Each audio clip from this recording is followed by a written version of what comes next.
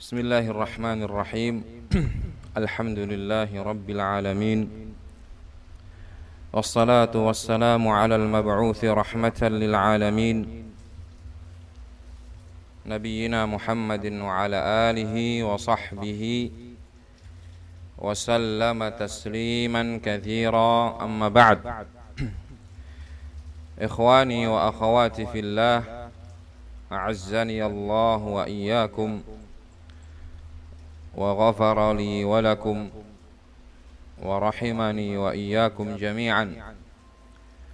Fa nas'alullaha 'azza wa jalla fi hadhihi al-fursati at-tayyibah an yu'allimana ma yanfa'una wa an yanfa'ana bima 'allamana wa an yazidana 'ilman wa 'amalan wa ikhlasan wa hudan wa tuqan wa thabatan ya rabbal alamin.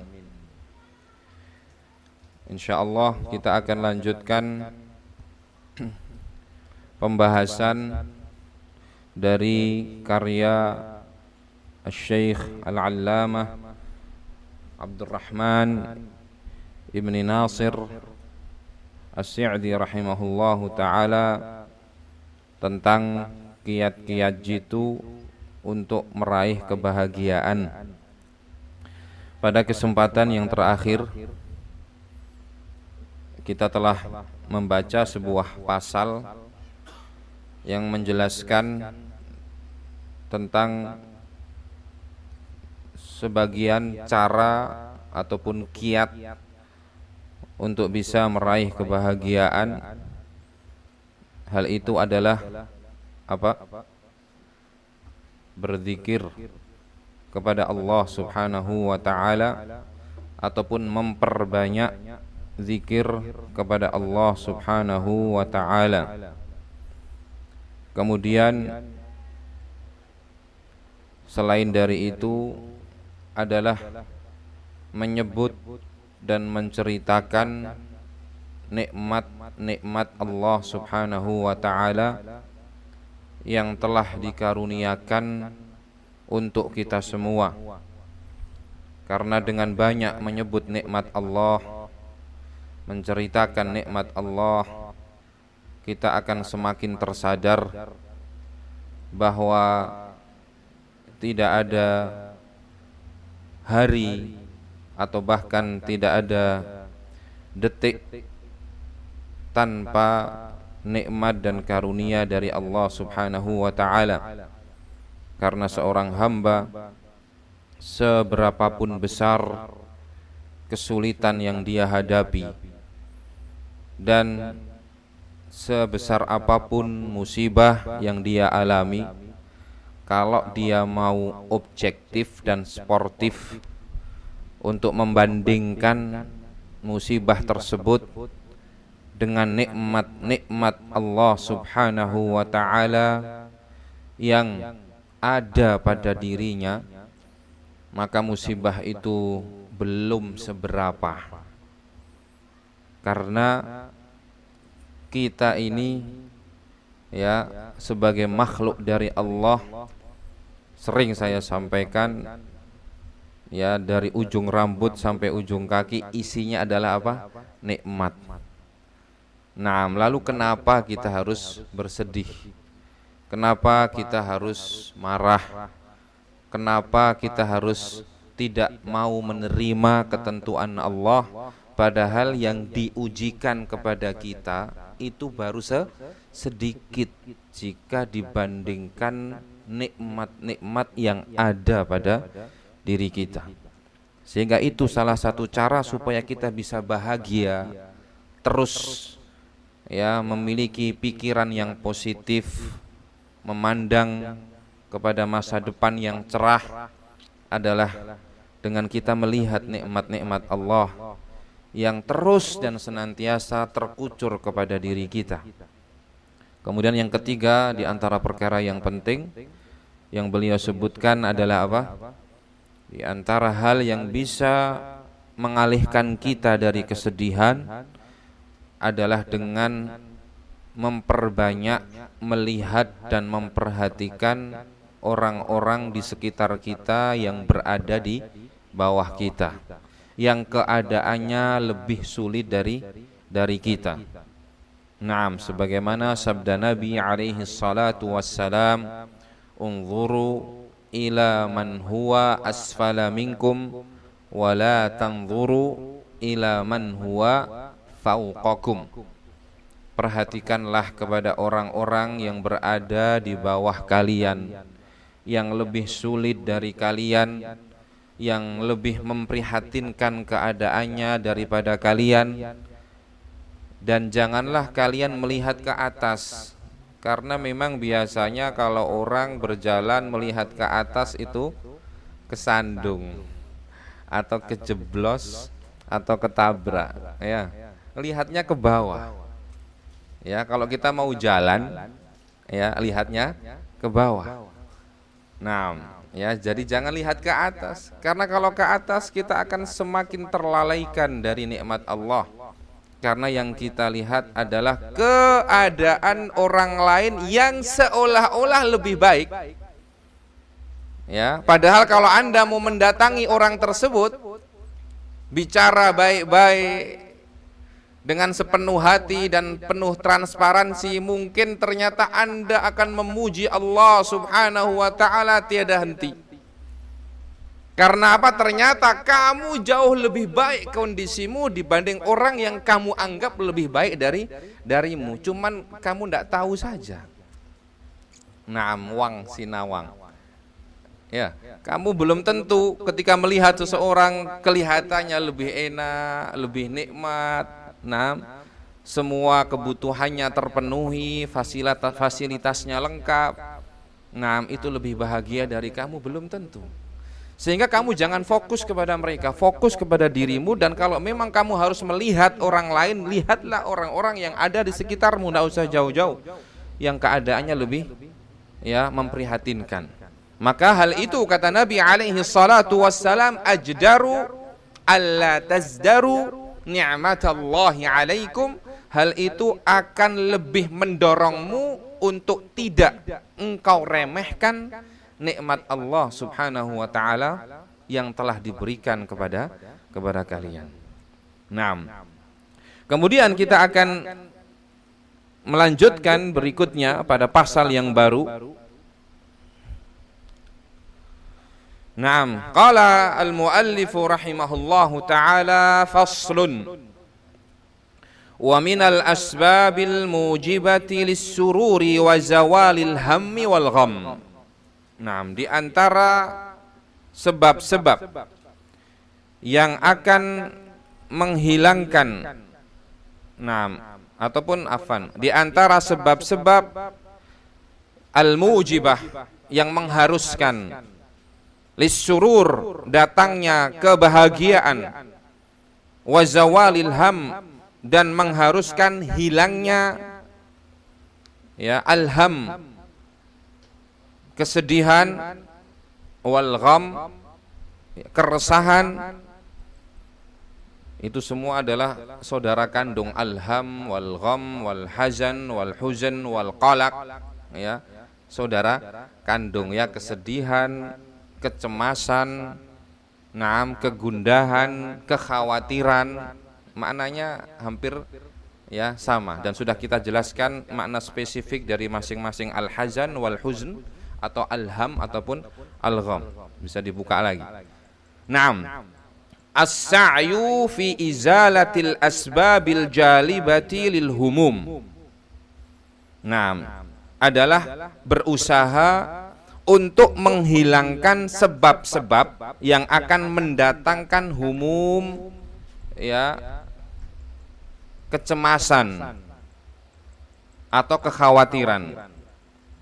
Wa fi tahsilil asbabil jalibati lis-surur, dan berusaha juga untuk tahsil, meraih, menghasilkan sebab-sebab yang akan mendatangkan kebahagiaan. Nah, apa itu? Sebab-sebab yang akan menghilangkan kesedihan dan sebab-sebab yang akan mendatangkan kebahagiaan. Apa itu? Wadzalika binisyani ma madha alaihi minal makarih allati la yumkinuhu radduha. Wadzalika, hal itu bisa dilakukan dengan cara binisyani, dengan melupakan ma madha, apa yang sudah lalu, alaihi, ya, yang telah melewatinya, minal makarih, berupa apa? Al makarih, perkara-perkara yang menyakitkan atau yang membuat sedih, allati la yumkinuhu radduha, yang tidak mungkin lagi bagi dirinya untuk mengulang perkara yang sudah lewat tersebut, yang tidak mungkin lagi untuk dikembalikan. Jadi di sini poin pentingnya adalah melupakan. Karena lupa itu ada yang positif dan ada yang negatif. Nah, ya, kalau lupa dari hutangnya orang, positif atau negatif? Positif bagi yang punya piutang. Sudah, lupakan hutang-hutang manusia, niatkan sedekah. Nah, tapi kalau yang hutang, yang punya hutang, jangan lupa. Nah, ya. Ya, di sini contoh apa? Lupa yang positif dan negatif. Nah, di sini yang positif lagi ini. Apa itu? Melupakan perkara-perkara yang akan membuat kita sedih yang sudah lalu, yang sudah lewat. Nah, misalnya kegagalan kita atau musibah yang mengenai kita, ya, ataupun rasa sakit, ataupun kehilangan, ya, itu dilupakan. Ataupun mungkin pernah kita disakiti oleh orang lain, oleh teman kita, lupakan, manakala itu bukan perkara yang berkaitan dengan agama Allah Subhanahu wa ta'ala. Kalaupun berkaitan dengan agama Allah, maka kamu boleh mengingat, tapi jangan kamu sakit hati sehingga kamu marah. Kamu tidak melupakan itu karena Allah Subhanahu wa ta'ala, tetapi bukan karena dendam pribadi.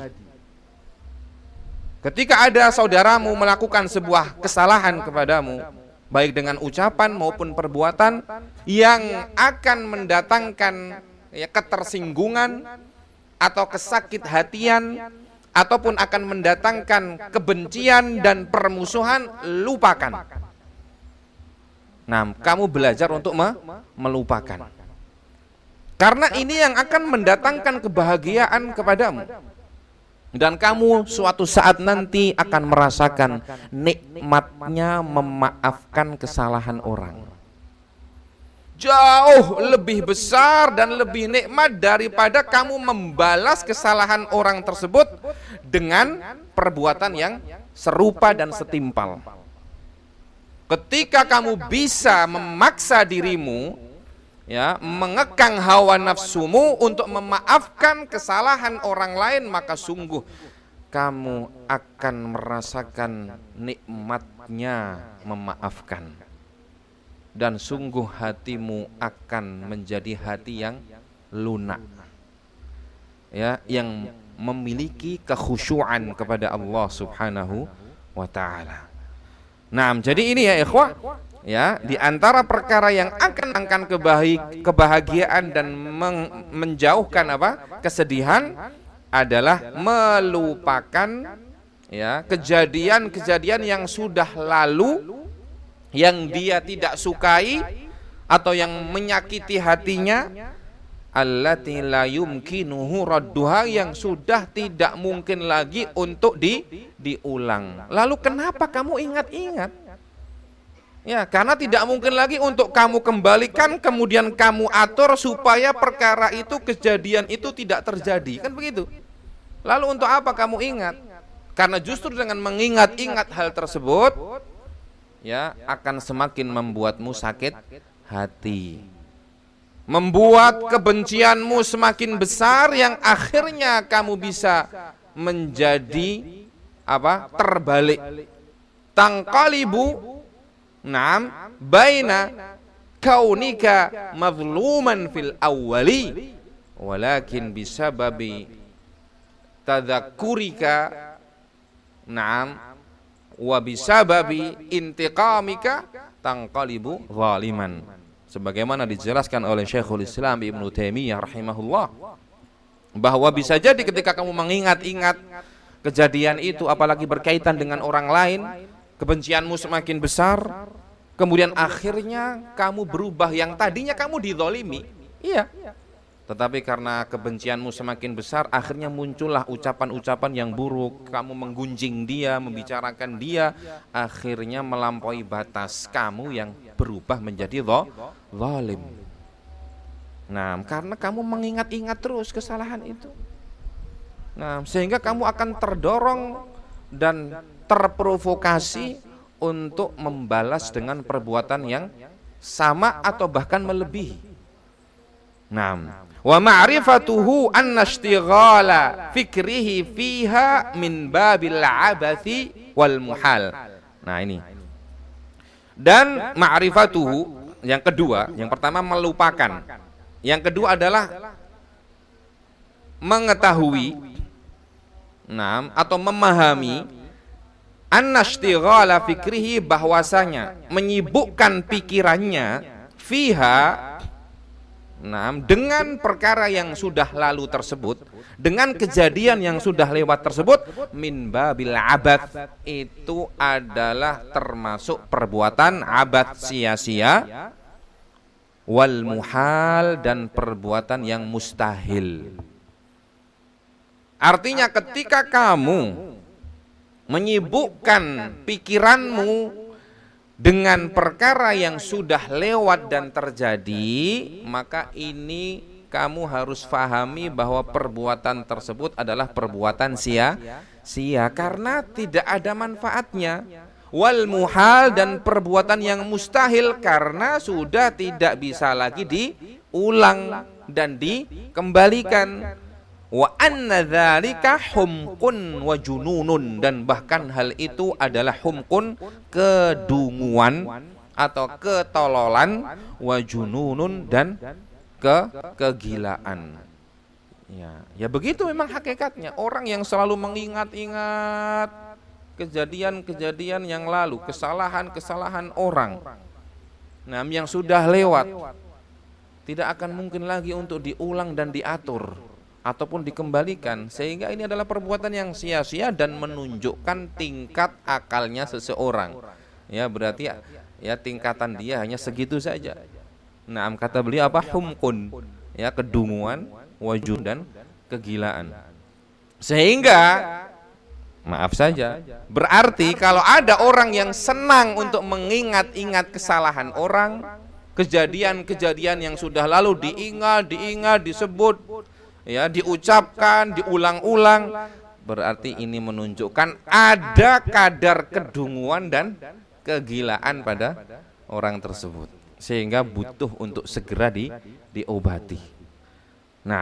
Ya, diobati dengan apa? Ya, dengan belajar, dengan bertakwa kepada Allah, dengan memaksa dirinya, memaksa hatinya dan pikirannya untuk mau diatur dengan aturan-aturan Allah Subhanahu wa ta'ala dan Rasulnya. Karena di antara ukhuwah adalah seperti ini. Ada akhlak yang namanya at-taghaful. Taghaful itu adalah apa? Bukan pura-pura lupa, tapi sengaja melupakan.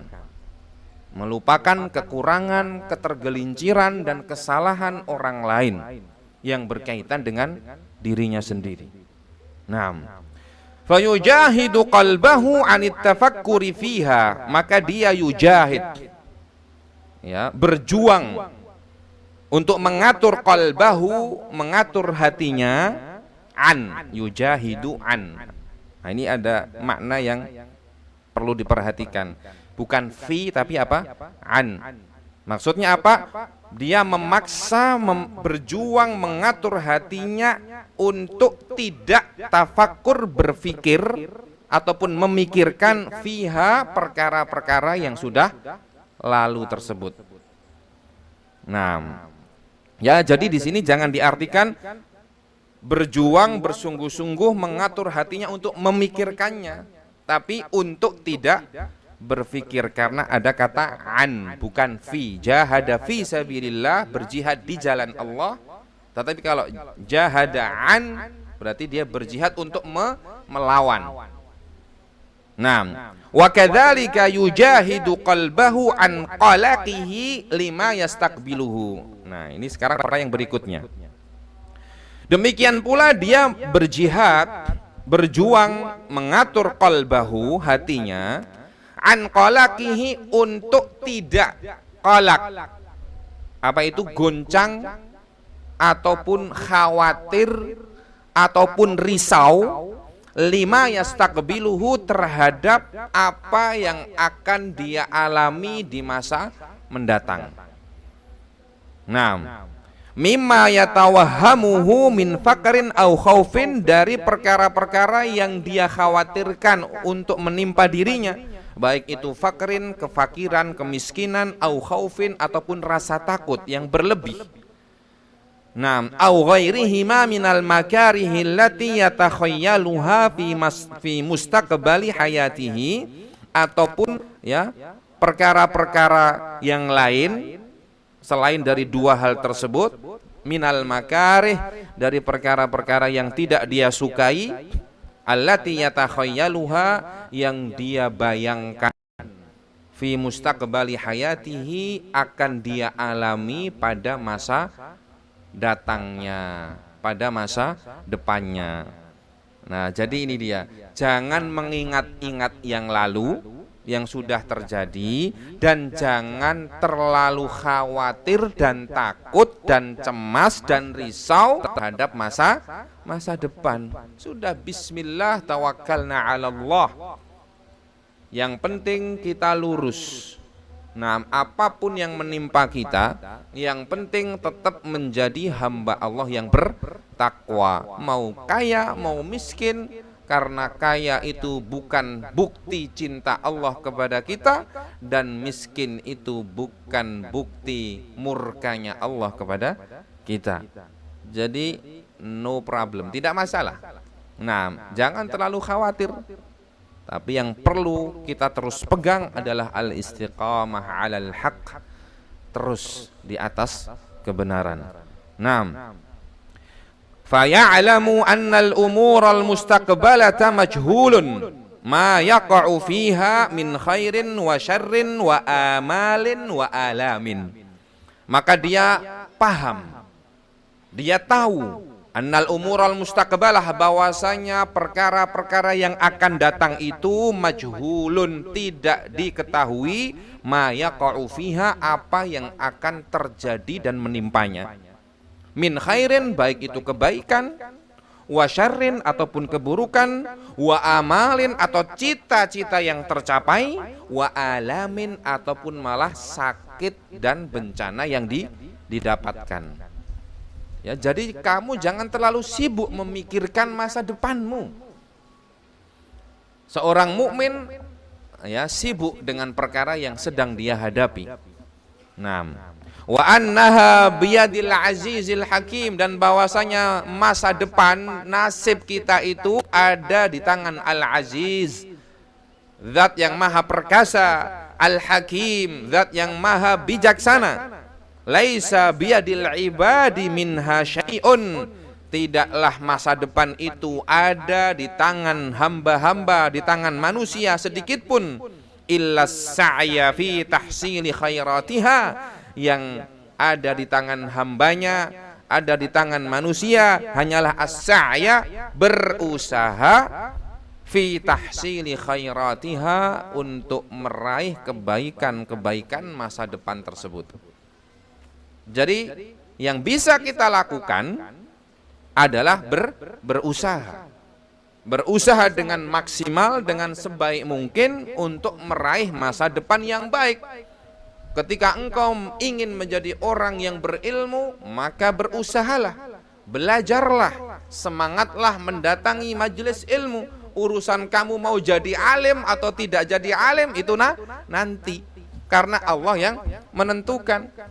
Nah, tidak setiap orang Allah subhanahu wa ta'ala akan menjadikan dia seorang alim. Nah, karena itu adalah karunia dari Allah subhanahu wa ta'ala. Nah, sehingga yang terpenting kita berusaha. Nah, urusan hasilnya kita serahkan kepada Allah subhanahu wa ta'ala, karena segala ketentuan dan kejadian ya selama hidup kita ada di tangan Allah Subhanahu wa taala.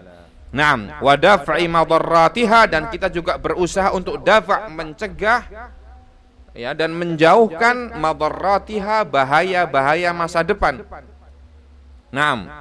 Wa ya'lamul 'abdu annahu idza sarafa fikrahu an qalaqihi min ajli mustaqbali amrihi, dan ya'lamul 'abd, seorang hamba mengetahui, hendaknya dia memahami bahwasanya jika sarafa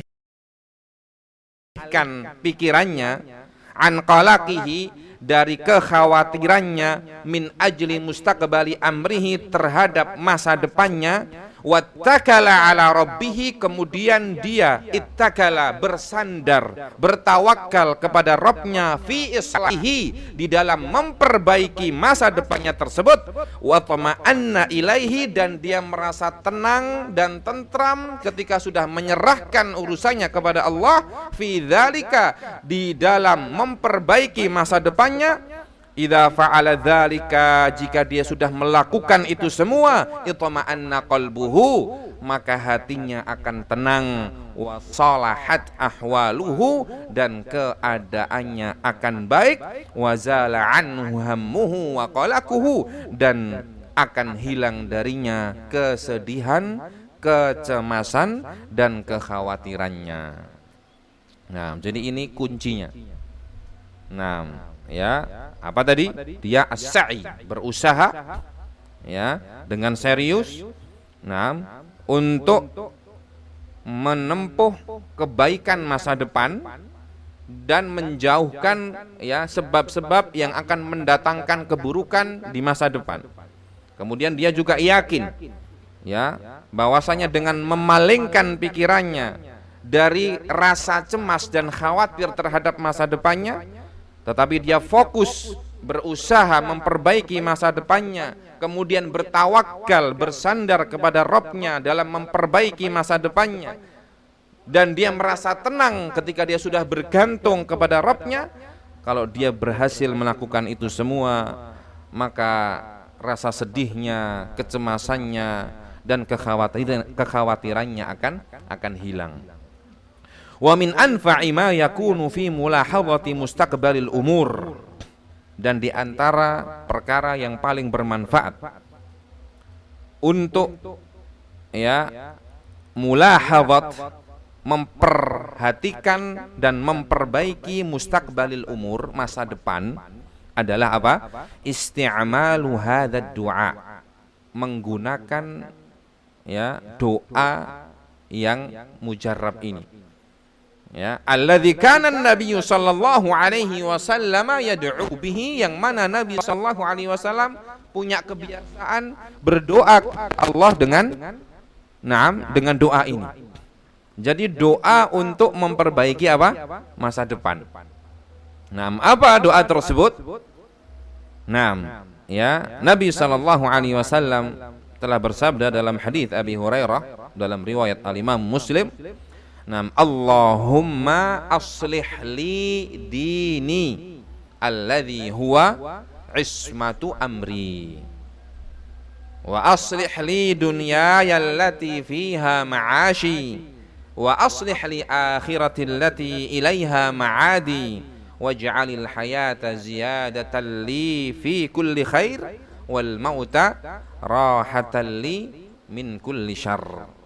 Nah, meringkas, Allahumma, ya Allah, aslih, perbaikilah, li, untukku, dini, agamaku, alladzi huwa ismatu amri, yang mana agamaku itu adalah urusan yang paling penting, yang paling pokok dari urusan-urusanku.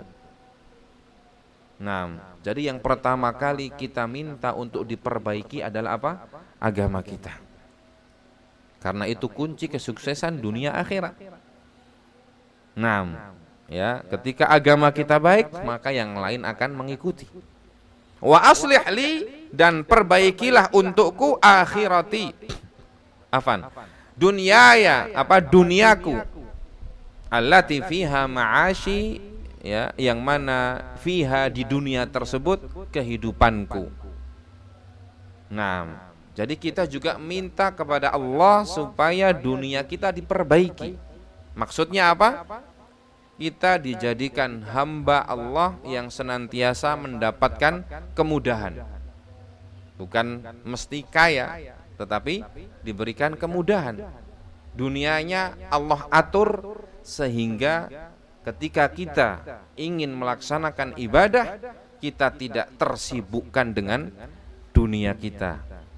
Maka di antara tanda-tanda kecelakaan adalah ketika Allah Subhanahu wa ta'ala membentangkan dunia untukmu, tetapi ternyata dunia tersebut semakin menurunkan kualitas ibadah dan keimananmu.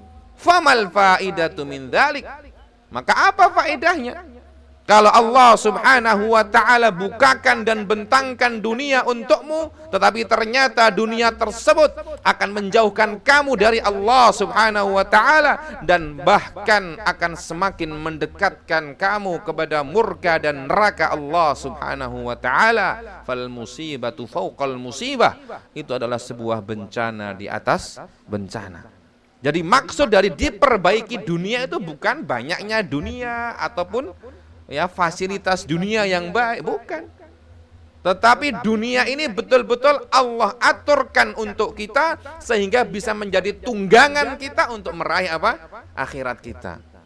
Nah, itu yang kita cari. Jadi selalu jangan pernah kita jadikan sebuah timbangan dan tolok ukur itu dengan apa? Materi. Ini jauhkan, jauh-jauh. Nah, ya, materi itu bukan hal yang menjamin dan bukan hal pula yang menjadi penentu. Nah, wa aslih li dunyaya allati fiha ma'ashi, dan perbaikilah untukku duniaku. Jangan sampai duniaku ya Allah semakin menjauhkan aku dari Engkau dan dari ridhamu dan dari surgamu. Aturkanlah duniaku supaya duniaku itu memudahkanku dan mendukungku untuk taat dan beribadah kepadamu, untuk menuntut ilmu, untuk memperjuangkan dakwah ilallah, untuk membantu saudaramu, untuk membantu orang-orang yang membutuhkan, wa hakadha, untuk bisa beribadah kepadamu, bisa berinfak di jalanmu. Naam, wa aslih li akhirati allati ilaiha ma'adi, dan perbaikilah untukku pula akhiratku yang mana ilaiha, ke akhirat itulah ma'adi, tempat kembaliku.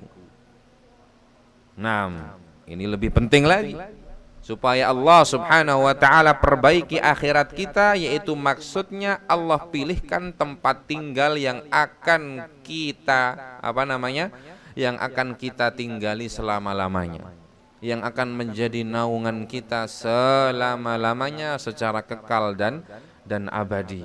Maka butuh ya kita untuk meminta kepada Allah supaya kita diberikan perbaikan untuk akhirat kita yang akan menjadi tempat tinggal kita selama-lamanya. Waj'alil hayata ziyadatan li fi kulli khair, dan jadikanlah kehidupan dunia ini sebagai ziyadah, sebagai tambahan li untukku fi kulli khairin, pada seluruh kebaikan. Nah, jadi kita meminta Allah Subhanahu wa ta'ala supaya hidup kita, selama kita masih diberi kesempatan hidup oleh Allah, maka hidup ini menjadi tambahan apa? Kebaikan, bukan malah tambahan dosa. Nah, itu yang paling mengerikan. Maka kata Nabi alaihi salatu wassalam, khairun nasi man tala umruhu wa hasuna amaluhu, wa syarrun nasi man tala umruhu wa sa'a amaluhu. Sebaik-baik manusia adalah manusia yang panjang umurnya dan baik amalannya, baik perilakunya, baik moralnya. Dan seburuk-buruk manusia adalah manusia yang panjang umurnya tetapi buruk ataupun jelek ya perilaku dan perbuatannya dan amalannya. Jadi semakin dia panjang umurnya, semakin banyak dosanya. Na'udzubillahi min dzalik. Maka ini doa yang penting supaya kita bisa masuk ke golongan yang pertama tadi, khairun nas, sebaik-baik manusia. Yaitu apa? Meminta supaya hidup kita ketika kita masih diberikan kesempatan untuk hidup di dunia ini, maka kehidupan kita itu menjadi tambahan-tambahan kebaikan, menjadi sebuah wadah untuk memperbanyak tabungan kita di sisi Allah Subhanahu wa taala. Wal mauta, dan jadikanlah kematian itu rahatan li, sebagai rahah, sebagai istirahat. Nah, tempat untuk istirahat, li, untukku, min kulli syarr, dari segala keburukan. Nah, karena memang demikianlah dunia ini penuh dengan keburukan. Sehingga kalau kita tidak teliti dan hati-hati dan betul-betul waspada, kita akan mudah untuk terjerumus dalam keburukan-keburukan itu. Keburukan hawa nafsu, keburukan syaitan, keburukan dunia, keburukan amalan, dan keburukan teman, semuanya penuh dengan keburukan. Maka kita memohon kepada Allah supaya kematian kita itu menjadi awal dari istirahat kita dari keburukan. Karena apa? Karena selama kita di dunia betul-betul kita yang menahan dan menjaga diri dari keburukan tersebut. Berbeda kondisinya ketika seseorang selama hidupnya bergelimang dengan maksiat. Justru seolah-olah kematian itu adalah menjadi perkara yang dia sesali karena sudah tidak bisa maksiat lagi. Nah, jadi itu maksudnya rahatan li min kulli syarr. Jadikanlah kematian itu menjadi istirahat saya dari segala macam keburukan dunia, karena memang kita sudah berusaha selama hidup kita untuk menjauhkan diri dari segala macam keburukan tersebut, sehingga menunjukkan bahwasanya hamba ini diberikan penjagaan oleh Allah Subhanahu wa taala, sehingga ketika dia mati, ini adalah sebuah proses awal istirahatnya dia dari segala macam keburukan-keburukan dunia. Wa kadzalika qauluhu, kemudian doa yang lain. Jadi ini harus dihafal. Nah, insya Allah mudah. Kalau belum hafal, dicatat, dicetak di kertas, dilaminating atau dikasih lakban, digembol. Setiap mau berdoa dibaca. Tidak apa-apa seperti itu. Nah, terkadang yang sudah hafal pun banyak, tapi sering lupa. Makanya kalau itu ada catatannya di saku sini. Nah, pas buka, berdoa dulu. Nah, perbanyak doa tersebut. Wa kadzalika qauluhu, demikian pula sabda Nabi sallallahu alaihi wasallam.